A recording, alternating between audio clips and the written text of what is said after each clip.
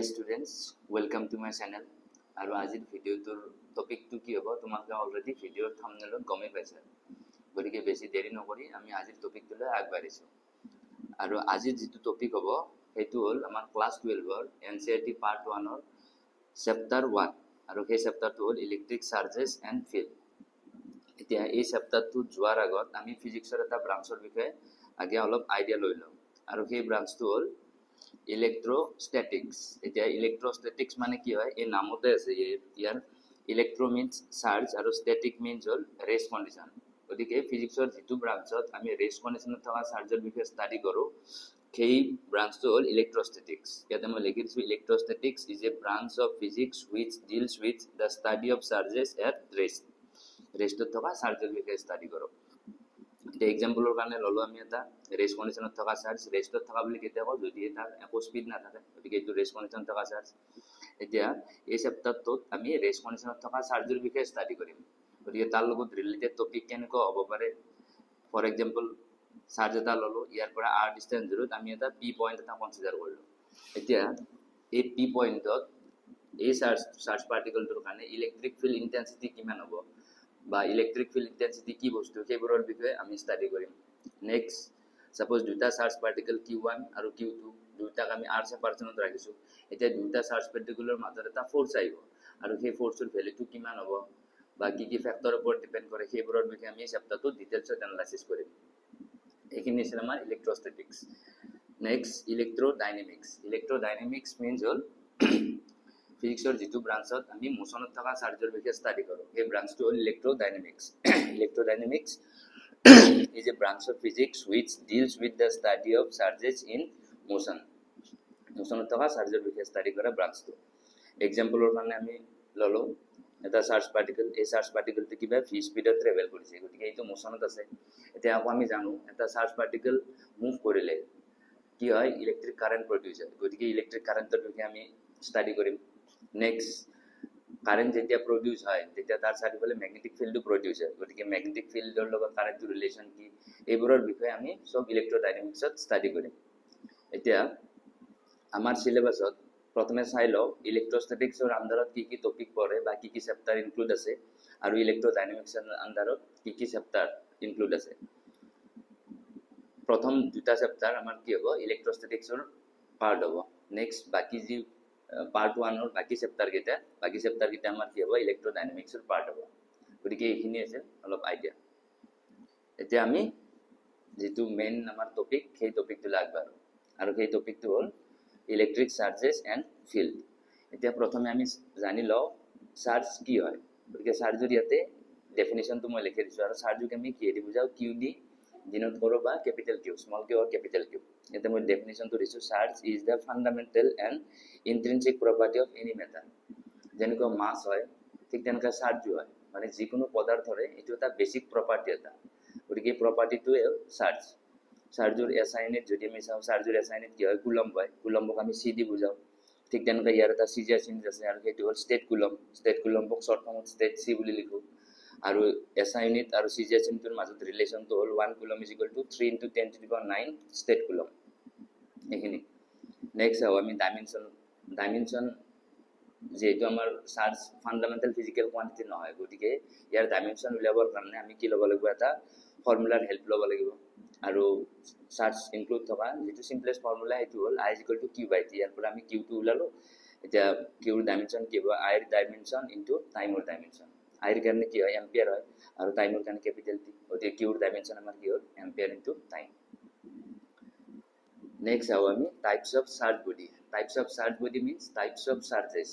এতিয়া চাৰ্জৰ টাইপছত যোৱাৰ আগতে আমি জানিব লাগিব প্ৰথম নিউট্ৰেল বডি। এটা বডিক নিউট্ৰেল আমি কেতিয়া কওঁ, যদিহে এটা বডিত নাম্বাৰ অফ ইলেক্ট্ৰন আৰু নাম্বাৰ অফ প্ৰটন ইকুৱেল থাকে তেতিয়া সেই বডিটো হ'ব নিউট্ৰেল বডি। এক্সাম্পলৰ কাৰণে আমি ল'লোঁ এটা হাইড্ৰজেন এটম। হাইড্ৰজেন এটমৰ এটমিক নাম্বাৰ কিমান হয়, H1 এটমিক নাম্বাৰ। আৰু এই এটমিক নাম্বাৰৰ মিন্স কি হ'ব, 1 ইলেক্ট্ৰন। এই এটমটোত 1 ইলেক্ট্ৰন আৰু 1 প্ৰটন। গতিকে ইয়াতে কি হয়,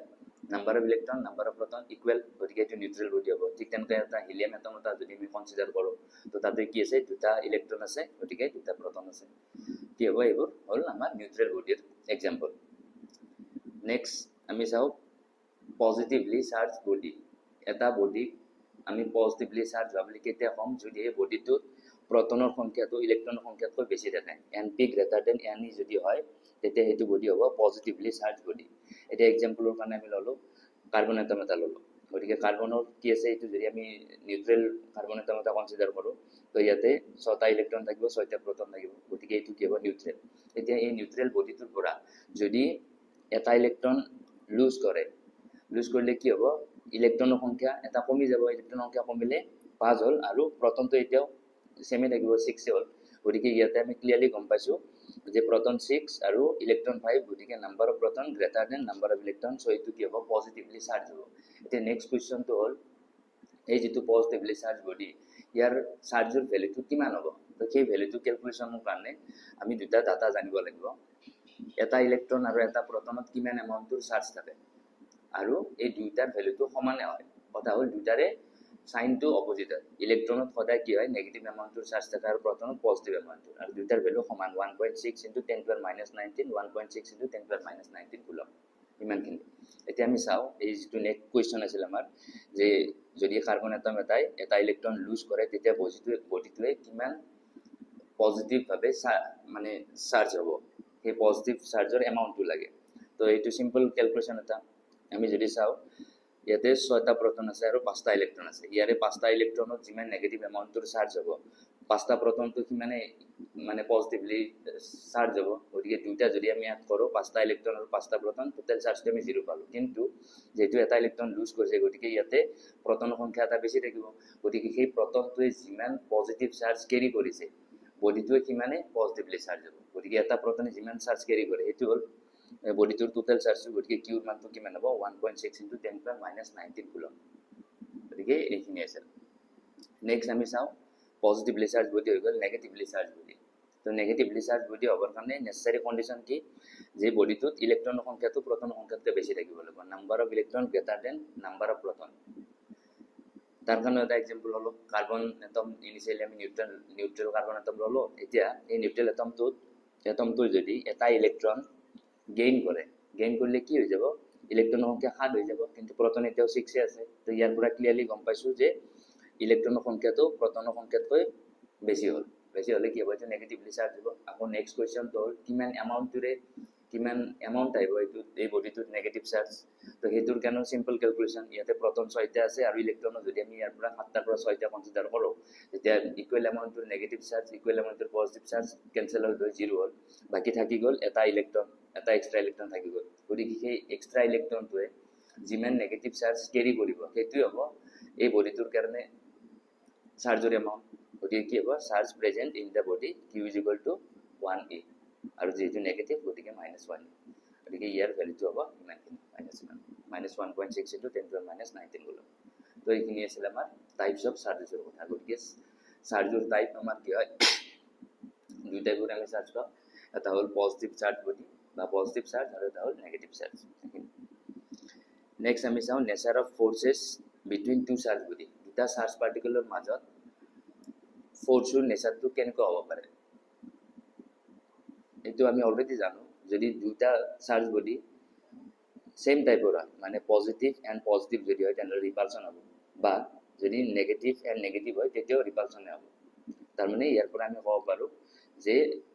সেম টাইপ বা লাইক চাৰ্জেছ ৰিপেল ইচ আদাৰ এটো হৈ গ'ল নেক্সট যদি অপোজিট নেচাৰৰ হয় এটা পজিটিভ আৰু এটা নেগেটিভ তেতিয়া কি হ'ব দুটাৰ মাজত এট্ৰাকশন হ'ব আৰু এনেকুৱা চাৰ্জক কয় আমি আনলাইক চাৰ্জেছ তো unlike charges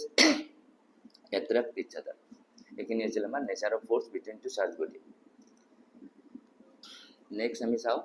basic properties of চাৰ্জৰ তিনিটা বেসিক প্ৰপাৰ্টি আছে সেই প্ৰপাৰ্টি কেইটা কি ওয়ান বাই ওয়ান আমি চাই লওঁ প্ৰথম প্ৰপাৰ্টিটো হ'ল এডিটিভিটি অফ চাৰ্জ মিন্স চাৰ্জবোৰক আমি ডাইৰেক্টলি এড কৰিব পাৰোঁ সাপোজ এটা সিস্টেমত থকা টোটাল চাৰ্জটো আমি ক্যালকুলেট কৰিব লাগে তেতিয়া তাৰ কাৰণে টোটাল চাৰ্জ ক্যালকুলেট কৰাৰ মেথডটো হ'ব সেই সিস্টেমটোৰ ভিতৰত যিমান কেইটা ইন্ডিভিজুৱেল চাৰ্জ বডি আছে সেই ইন্ডিভিজুৱেল চাৰ্জ বডিবোৰত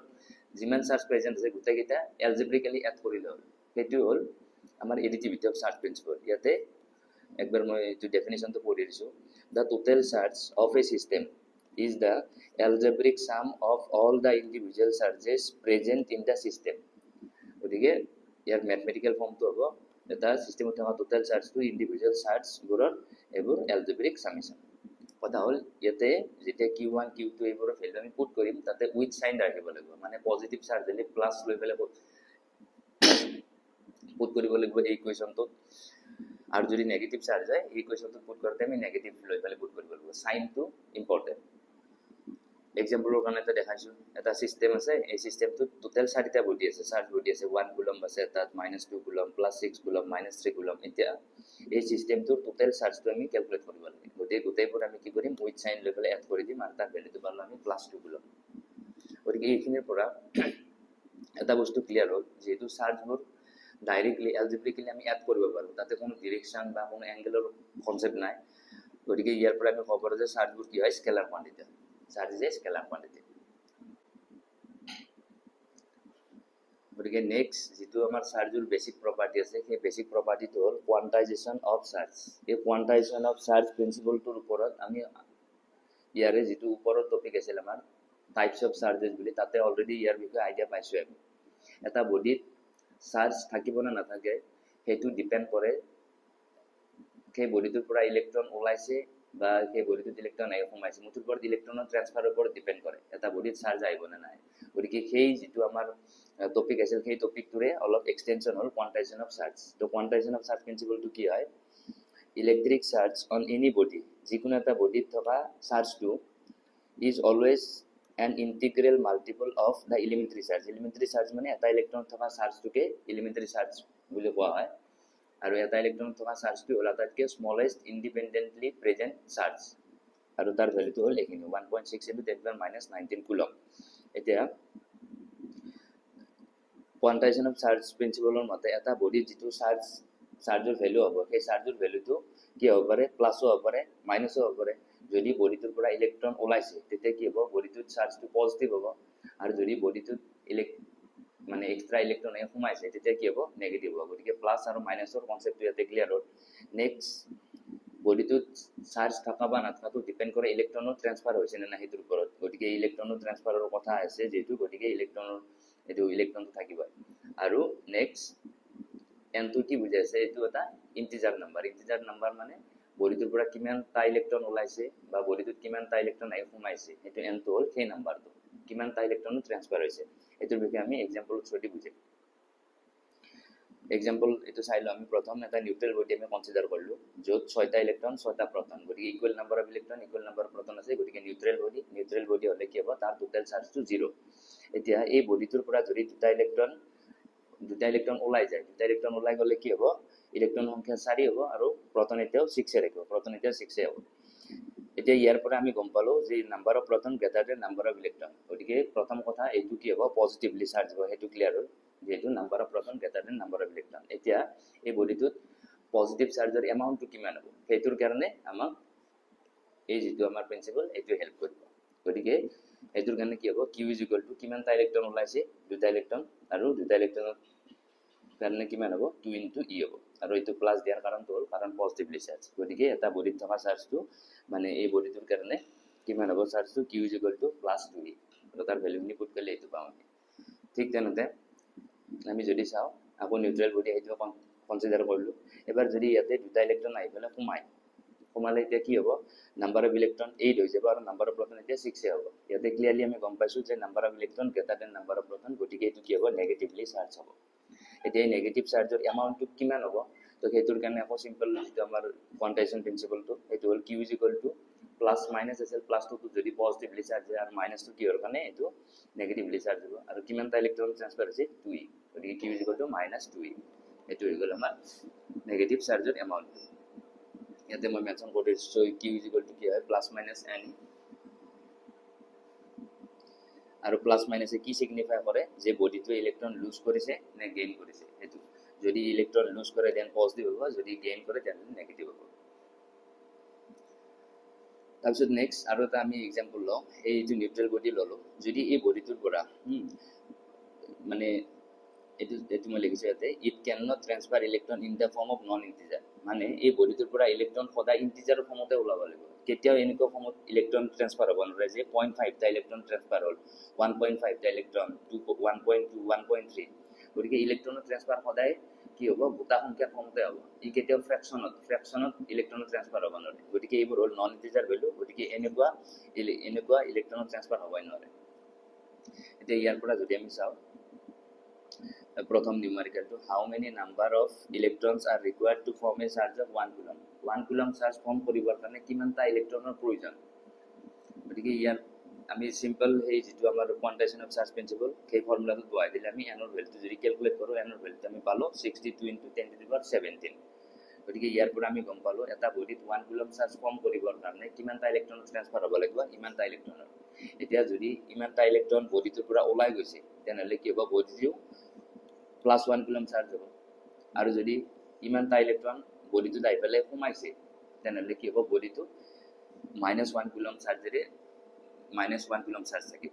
গতিকে to make -1 coulomb we need that many of extra electron আৰু +1 কুলমৰ কাৰণে we need a deficit of that many of electron গতিকে ইমানটা ইলেক্ট্ৰন তাৰ পৰা ওলাব লাগে নেক্সট ইয়াত কেনেকুৱা টাইপৰ নিউমেৰিকেল আহিব পাৰে can a body have a charge of ইমান এটা বডিত ইমান কুলম চাৰ্জ থাকিব পাৰে নে গতিকে এনেকুৱা টাইপৰ কোৱেশ্চনত তোমালোকে কেনেকৈ হেৰি কৰিবা আগবাঢ়িবা এটা বডিত ইমান কুলম চাৰ্জ থাকিব পাৰে নে এনেকা যদি কোৱেশ্চন সোধে তো আমি চাই লম ইমান কুলম চাৰ্জ ফৰ্ম কৰিবৰ কাৰণে কিমানটা ইলেক্ট্ৰনৰ প্ৰয়োজন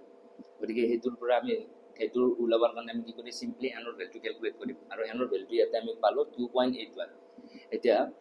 ইমান কুলম চাৰ্জ ফৰ্ম কৰিবৰ কাৰণে 2.81 টা ইলেক্ট্ৰনৰ ট্ৰান্সফাৰ হ'ব লাগিব যেটো পসিবল নহয় ইলেক্ট্ৰনৰ সদায় ট্ৰান্সফাৰ কি হ'ব গোটা সংখ্যাৰ ফৰ্মত হ'ব ইয়াতে আমাৰ কি আছে ফ্ৰেকশনত আছে গতিকে এটো বডিত ইমান কুলম চাৰ্জ থাকিবই নোৱাৰে কাৰণ ইমান কুলম চাৰ্জ ফৰ্ম কৰিবৰ কাৰণে 2.81 টা ইলেক্ট্ৰনৰ দৰকাৰ যেটো পসিবল নহয় গতিকে ইয়াতে 2.81 তো আমি পালো it is not an integer so the body cannot have that much of charge next aruta numerical etu tumalkor karne a body is found to have a charge of 1 microcoulomb eta body 1 microcoulomb charge ase eta amak lage calculate the number of excess or deficit electron on the body গতিকে 1 microcoulomb charge form কৰিবৰ কাৰণে কিমানটা ইলেক্ট্ৰনৰ মুঠৰ পৰা transfer হ'ব লাগিব এটো এক নম্বৰ নেক্সট এতিয়া এই বডিটোৰ পৰা যদি 2 * 10 to the power 13 টা ইলেক্ট্ৰন ৰিমুভ কৰি দিয়া হয় তেতিয়া বডিটোৰ নতুন চাৰ্জ কিমান হ'ব বডিটোত নতুন চাৰ্জৰ এমাউন্টটো কিমান হ'ব সেইটো আমি ক্যালকুলেট কৰিব লাগে এটো তোমালোকে সলভ কৰিবা একদম ইজি আৰু ইয়াৰ আনসাৰ তোমালোকে কমেন্ট সেকশনত দিব পাৰা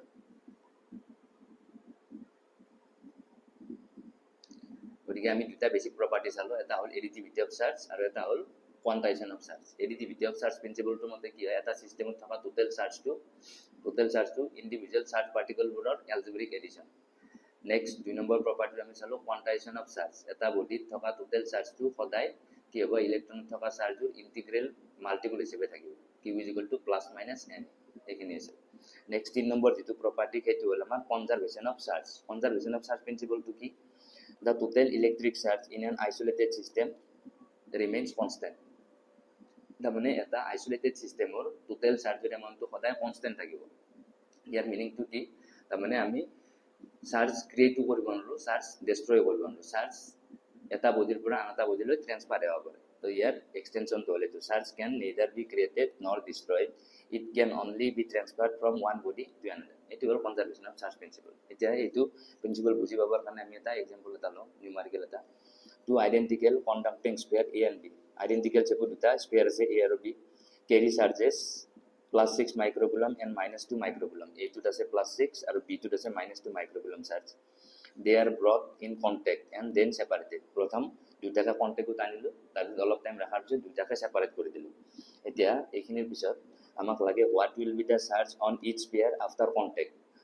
গুছাই দিয়াৰ পিছত দুটা চাৰ্জ বডিছত কিমান চাৰ্জ আহিব সেইটো আমি ক্যালকুলেট কৰিব লাগে নেক্সট 2 নম্বৰটো হ'ল verify the principle of conservation of charge এটা conservation of charge principle টো কেনেকৈ আমাৰ ভেৰিফাই হ'ব ইনিশিয়ালি যিমান সিস্টেমটো চাৰ্জ আছিল ফাইনালি যদি কিমান থাকে তো ভেৰিফাই হৈ যাব এটা সলিউশনটো এইটো চাই লওঁ ইনিশিয়ালি চাৰ্জ কিমান আছে +6 আৰু -2 গতিকে আমি সলভ কৰি +4 মাইক্ৰোকুলম মানে দুটা বডি মিলি সিস্টেমটো টোটাল চাৰ্জ হ'ব 4 মাইক্ৰোকুলম এতিয়া যেতিয়া দুটা বডি আমি কন্টাক্টত ৰাখিম আৰু দুটা বডিৰ শেপ আইডেন্টিক্যাল হলে কন্টাক্টত ৰাখিলে কি হ'ব এটা হ'ল ইলেক্ট্ৰন ৰিচ আৰু এটা হ'ল ইলেক্ট্ৰন ডেফিসিট গতিকে এই দুটা বডিত কি হ'ব ইলেক্ট্ৰনৰ ট্ৰান্সফাৰ হলে আৰু কেতিয়ালৈকে ইলেক্ট্ৰন ট্ৰান্সফাৰ হৈ থাকিব যেতিয়ালৈকে দুটা বডিত ইকুৱেল এমাউণ্টৰ চাৰ্জ হৈ নাযায় গতিকে যেতিয়া আমি সেই দুটা চাৰ্জ বডি আমি কি কৰিম কণ্টেক্টত আনিম কণ্টেক্টত আনিলে কি হ'ব since the spheres are identical charge will be shared equally গতিকে কেতিয়ালৈকে শ্বেয়াৰিং হৈ থাকিব যেতিয়ালৈকে দুটাতে ইকুৱেল হৈ নাযায় এতিয়া আমি যদি চাওঁ দুটা স্পিয়াৰতে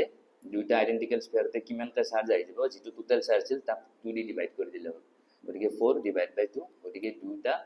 চাৰ্জ বডিছত কিমান আহি যাব 2 মাইক্ৰোকুলম 2 মাইক্ৰোকুলম ইচ তাৰ মানে এনেকুৱা যদি নিউমাৰিকেল দিয়ে যিমানটা চাৰ্জ বডি কণ্টেক্টত আনে তাৰ টোটালটো উলাই ফালে সেই নাম্বাৰটোৰে ডিভাইড কৰিলে আমি এটো পাই যাম এটা স্টেপ নাম্বার 3 তো আমি যদি ভেরিফিকেশন চাও conservation of charge total final charge initially কিমান আছিল ইনিশিয়ালি দুটা যেতিয়া আমি কন্টেক্টত ৰাখা নাই টোটালটো আছিল 4 মাইক্ৰোকুলম আৰু যেতিয়া কন্টেক্টত ৰাখিলো কন্টেক্টত ৰাখাৰ পিছত চাৰ্জ শেয়াৰিং হৈ পেলাই আকৌ যেতিয়া সেপাৰেট কৰিলো দুটাতে কিমান হৈ যাব 2 মাইক্ৰোকুলম গতিকে এতিয়া যদি আমি সিস্টেমটোৰ চাৰ্জ চাও এতিয়াও কিমান আছে দুটা এড কৰিলে আমি পাম 4 মাইক্ৰোকুলম গতিকে ইনিশিয়ালি যিমান হ'ল মাজত কিবা চাৰ্জ ট্ৰান্সফাৰ হ'ল কিন্তু ফাইনালি আকৌ আমাৰ এটো কনজাৰ্ভ হৈ থাকিল 4 মাইক্ৰোকুলম গতিকে ইয়াৰ পৰা আমি এটো ভেৰিফাই কৰিব পাৰো যে কনজাৰভেশন অফ চাৰ্জ প্ৰিন্সিপলটো স্যাটিসফাই হয় গতিকে নেক্সট টপিকটো আমি আগবাঢ়িছো আৰু সেইটো হ'ল force between two charge body দুটা চাৰ্জ বডিৰ মাজৰ ফোৰ্স ইয়াৰে আগত আমি চাইছো যদি দুটা চাৰ্জ বডি সেম টাইপৰ হয় তেনেহলে কি হয় ৰিপালচন হয় আৰু যদি অপোজিট টাইপৰ হয় কি হ'ব এট্ৰাকচন হ'ব এতিয়া আমাক লাগে এক্স্যাক্টলি কিমান জোৰে এট্ৰাকচন হ'ব বা কিমান জোৰে ৰিপালচন হ'ব দুটা চাৰ্জ বডিৰ মাজত সেই যদি আমাক ফোৰ্সৰ ভ্যালুটো লাগে তো তাৰ কাৰণে আমাক লাগিব কুলম্বস ল তো কুলম্বস ল প্ৰথম কথা কি দিয়ে it tells about the magnitude of force between two charge bodies দুটা চাৰ্জ বডিৰ মাজত যেটো ফোৰ্স অফ এট্ৰাকচন বা ৰিপালচন তাৰ ভ্যালুটো আমি কুলম্বস লৰ সহায়ত আমি ক্যালকুলেট কৰিব পাৰো আৰু কুলম্বস লৰ যেটো স্টেটমেন্ট সেই স্টেটমেন্টৰ অ্যাকৰ্ডিং the electrostatic force of attraction or repulsion between two stationary point charge আৰু যেহেতু আমি চ্যাপ্টাৰটো পঢ়িছো স্টেশনাৰি চাৰ্জৰ কথা গতিকে ইয়াতে আমি স্টেশনাৰি চাৰ্জে কনসিডাৰ কৰিছো দুটা স্টেশনাৰি চাৰ্জ Q1 আৰু Q2 আৰু সেপাৰেশনত আমি প্লেস কৰিছো এতিয়া দুটা চাৰ্জ বডিৰ মাজত কি হ'ব ফোৰ্স আহিব এতিয়া সেই ফোৰ্সৰ ভ্যালুটো কাৰ প্ৰপৰ্শনাল হ'ব এই দুটা চাৰ্জৰ ম্যাগনিটিউডৰ প্ৰপৰ্শনাল মানে এইটো চাৰ্জৰ ম্যাগনিটিউড কিমান এইটো চাৰ্জৰ ম্যাগনিটিউড কিমান তাৰ প্ৰপৰ্শনাল হ'ব বা দুটা একলগ কৰিলে কি হ'ব এয়া প্ৰপৰ্শনাল টু Q1 Q2 গতি এক নম্বৰ এটো যিমানে এই চাৰ্জ কেটাৰ ম্যাগনিটিউডটো হাই হ'ব কিমানে দুটাৰ মাজত ফোৰ্সৰ ভ্যালুটো বাঢ়িব নেক্সট সেকেন্ড স্টেটমেন্টৰ অ্যাকৰ্ডিং কি হয় এই দুটা চাৰ্জ বডিৰ মাজত যেটো সেপাৰেশন আছে সেই সেপাৰেশনটোৰ ওপৰতো ডিপেন্ড কৰে এটা কেনকে ডিপেন্ড কৰে এটা দুটা চাৰ্জ বডি যদি আমি ক্লোজ লৈ আহো ক্লোজ লৈ হলে সেপাৰেশনটো কমি যাব কমি গলে কি হ'ব ফোৰ্সৰ ভ্যালুটো বাঢ়ি যাব বা আমি যদি দুটা চাৰ্জ বডি দূৰত লৈ যাও মানে সেপাৰেশনটো যদি বঢ়াই দিও তেতিয়া কি হ'ব ফোৰ্সৰ মানটো কমি যাব নতুন পৰত কি আছে এটা ডিসটেন্সৰ লগত ইনভাৰ্সৰ ৰিলেশন এটা আছে আৰু according to Coulomb's law সেই ইনভাৰ্স ৰিলেশনটো হল F inversely proportional to r square মানে ডিসটেন্সৰ স্কয়াৰ হিচাপে ফোৰ্সটো ডিপেন্ড কৰে ইনভার্স হিচাপে গতিকে F proportional to 1/r square এতিয়া আমি এই দুটা ফ্যাক্টর পালো যে F টো Q1 Q2 proportional F টো 1/r square ৰ proportional আৰু এই দুটা মিলাই পেলাই আমি যদি চাও F proportional to Q1 Q2 by r square এটা ইকুয়েশন ফর্ম কৰিবৰ কাৰণে এটা আমাৰ এটা কনস্ট্যান্ট আহিব এটো হল k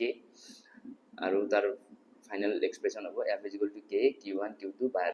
আৰু ইয়াতে k2 হল ইলেক্ট্ৰোস্ট্যাটিক ফোৰ্স কনস্ট্যান্ট বা ইয়া কুলম্ব কনস্ট্যান্ট বুলি কয় আৰু এই ভ্যালুটো যদিও কনস্ট্যান্ট ই মিডিয়ামৰ ওপৰত ডিপেন্ড কৰে মিডিয়াম ওয়াইজ তাৰ ভ্যালুটো চেঞ্জ হ'ব যদি এয়াৰ মিডিয়াম হয় এয়াৰ মিডিয়ামৰ কাৰণে k ৰ ভ্যালুটো হল 1/4 pi epsilon naught এই epsilon naught টো কয় পাৰমিটিভিটি অফ ফ্ৰী স্পেস এটো পাৰমিটিভিটি কি বস্তু অলপ পিছত এক্সপ্লেইন কৰি আছো আৰু এই epsilon টোৰ ভ্যালুটো এয়াৰৰ কাৰণে কিমান হয় 8.85 * 10⁻12 এই ভ্যালুটো ইয়াতে পুট কৰিলে আমি k ৰ ভ্যালুটো আমি পাই যাম 9 * 10⁻9 গতিকে এয়াৰৰ কাৰণে কি হ'ব k ৰ ভ্যালুটো 9 * 10⁻9 আৰু মোস্ট কেছত কি হ'ব এয়াৰে আমি কনসিডাৰ কৰিম বা নিউমাৰিকেল আমাৰ চ্যাপ্টাৰত এয়াৰে কনসিডাৰ কৰিব গতিকে k ৰ যেটো ভ্যালু সেই ভ্যালুটো তোমালোকে এইটো মনত কৰি ল'বা সেইটো হ'ল 9 * 10⁻9 আৰু ইয়াৰ এছাইনমেন্টটো কি হ'ব আৰামছে ইয়াৰ পৰা ক্যালকুলেট কৰিব পাৰি এই যেটো আমাৰ ফৰ্মুলা পাইছো তাৰ পৰা গতিকে এইটো আছিল আমাৰ k ৰ কথা এতিয়া k টো মিডিয়ামৰ ওপৰত ডিপেন্ড কৰে যদি এয়াৰ মিডিয়াম হয় তেতিয়া আমি লগাম 1/4 pi epsilon naught আৰু যদি এয়াৰৰ বাহিৰে বেলেগ মিডিয়াম থাকে k ৰ ভ্যালু হ'ব 1/4 pi epsilon k মিডিয়ামটো ওয়াটার হলে এপসাইলন ওয়াটার গ্লাস হলে এপসাইলন জি গতিকে এইটো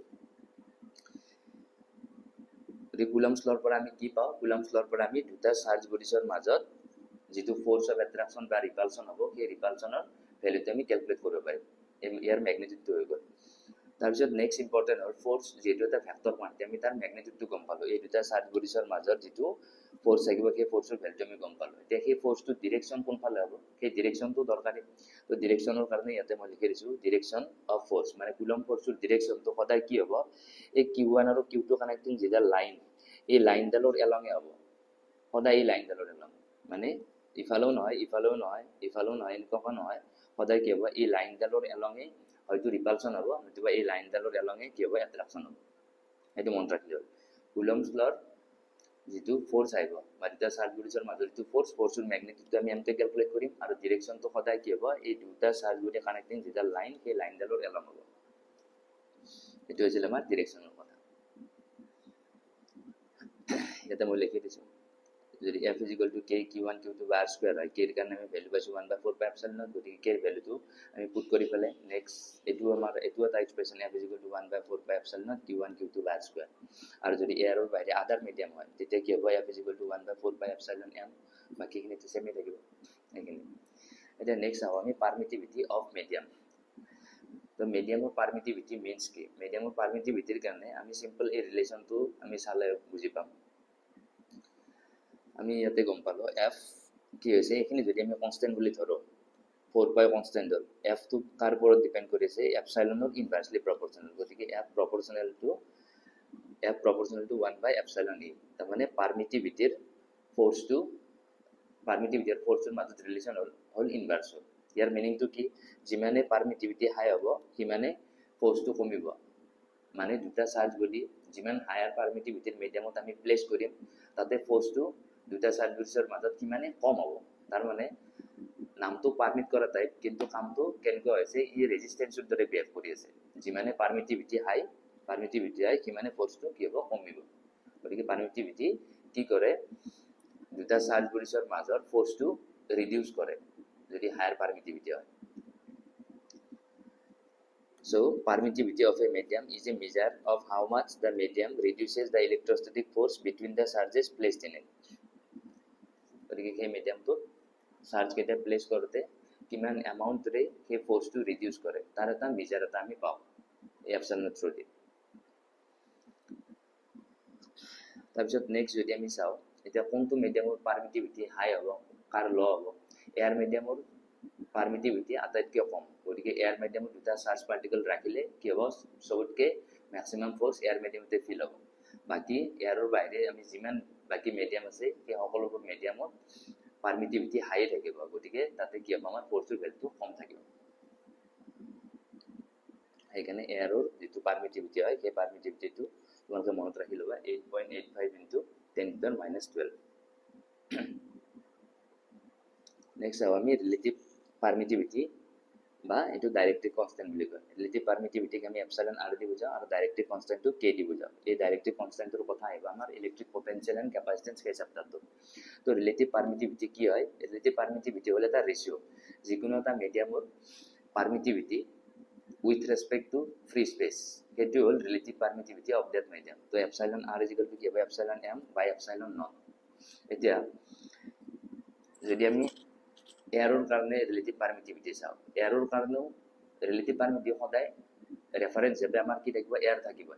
গতিকে এয়াৰ মিডিয়ামৰে যদি আমাৰ ৰিলেটিভ পাৰমিটিভিটি লাগে তো কি হ'ব এতিয়া epsilon r is equal to epsilon m মানে কি হ'ব এপচাইলন নটে হ'ব আৰু তলতো কি হ'ব এপচাইলন নটে থাকিব, এইটো কাটা কাটি যায় বুলি কি হ'ব 1 হ'ব। গতিকে এয়াৰ বা ভেকুৱামৰ কাৰণে আমাৰ কি হয় ৰিলেটিভ পাৰমিটিভিটি 1 হয়। বাকী আদাৰ মিডিয়ামৰ কাৰণে এপচাইলন এম সদায় কি হ'ব এপচাইলন নটতকৈ ডাঙৰে হ'ব। ডাঙৰ হ'লে এই যিটো ওপৰৰ ভেলু সেইটো যদি ডাঙৰে হয় গতিকে এপচাইলন আৰৰ ভেলুটো সদায় গ্ৰেটাৰ দেন 1 হ'ব। ফৰ এক্সাম্পল ৱাটাৰৰ ৰিলেটিভ পাৰমিটিভিটি 80, আৰু ঠিক তেনেকৈ আমি কুলম্বছ কনষ্টেণ্ট কেৰ এছআই ইউনিট কেলকুলেট কৰিব পাৰোঁ। এছআই ইউনিটটো কি হ'ব, তাৰ কাৰণে এইটো ফৰ্মুলাৰ পৰা আমাৰ কুলম্বছ লৰ পৰা এই ফৰ্মুলাটো আমি জানো, ইয়াৰ পৰা কেক ছেপাৰেট কৰি ল'লে আমি পাম FR² divide by Q1 Q2। এফৰ এছআই ইউনিট কি হয় নিউটন, আৰ মানে হ'ল মিটাৰ, স্কুৱেৰ আছে মিটাৰ স্কুৱেৰ হ'ল Q1 কুলম Q2 কুলম, গতিকে newton metre square coulomb inverse 2, এইটো হ'ল আমাৰ কেৰ SI unit. Next dimension of K এইটোৰ পৰা ওলাব এফ ফৰ ডাইমেনশ্যন আৰ স্কুৱেৰৰ ডাইমেনশ্যন ডিভাইড বাই Q1 Q2ৰ ডাইমেনশ্যন, এইখিনি সলভ কৰিলে আমি এইটো কেৰ ডাইমেনশ্যনটো পাই যাম। নেক্সট আমাক লাগে SI unit of epsilon. Assign ইটা এপচাইলনৰ কাৰণে বেলেগ মাথা মাৰিব দৰকাৰ নাই কাৰণ কে আৰু এপচাইলনৰ ডাইৰেক্ট ৰিলেশ্যন হ'ল এনেকুৱা ইনভাৰ্চৰ ৰিলেশ্যন কাৰণ 1/4 পাই আছে গতিকে এইখিনিটো কি হ'ল আমাৰ কনষ্টেণ্টে হ'ল গতিকে কে আৰু এপচাইলন ডাইৰেক্টলি মানে কেনেকুৱা লিংক হৈছে ইনভাৰ্চৰ সৈতে গতিকে এপচাইলন মানে হ'ব এইখিনি কে ইনভাৰ্চ গতিকে কে যি এছাইনিত আছে তাৰ ইনভাৰ্চ ল'লে হ'ল সেইটো আমি পাই যাম নেক্সট ডাইমেনশ্যনৰ কাৰণেও কেৰ ইনভাৰ্চ ল'লে আমি ডাইমেনশ্যনো পাই যাম এপচাইলন গতিকে আজিৰ ভিডিঅ'টো ইমানতে এৰি